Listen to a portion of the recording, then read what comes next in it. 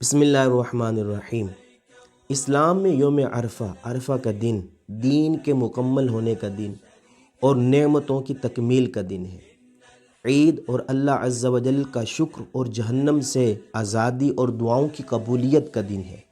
عرفہ کے دن روزہ رکھنے کے ساتھ ساتھ اللہ تبارک و تعالیٰ کا ذکر کثرت کے ساتھ کرنا چاہیے۔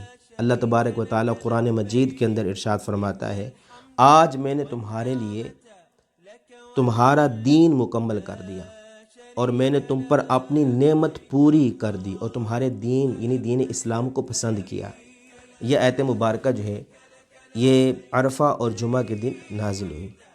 حضرت ابو قتادہ رضی اللہ تعالیٰ عنہ سے مروی ہے کہ نبی کریم صلی اللہ تعالیٰ علیہ وسلم سے صیام عرفہ کے بارے میں پوچھا گیا تو آپ صلی اللہ تعالیٰ علیہ وسلم نے ارشاد فرمایا کہ یہ گزرے ہوئے اور آنے والے سال کے گناہوں کا کفارہ ہے۔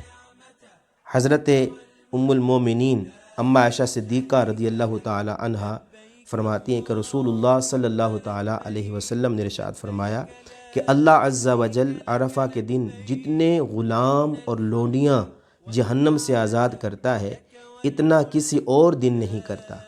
اس دن وہ اپنے بندوں سے قریب ہوتا ہے اور ان کے ذریعے فرشتوں پر فخر کرتا ہے اور پوچھتا ہے کہ یہ لوگ کیا چاہتے ہیں۔ عرفہ کے دن دعا کرنے کی بہت بڑی فضیلت ہے۔ نبی کریم صلی اللہ تعالیٰ علیہ وسلم نے ارشاد فرمایا کہ سب سے بہترین دعا عرفہ کے دن کی ہے۔ اس عظیم دن میں روزہ اور عبادت کا اہتمام کرنا چاہیے اور خصوصاً اپنے والدین، اہل و عیال، اولاد اور تمام مسلمانوں اور دین کی سربلندی کے لیے دعا کرنی چاہیے۔ اللہ تبارک و تعالیٰ سے دعا ہے کہ ہمیں عمل کرنے کی توفیق عطا فرمائے، آمین۔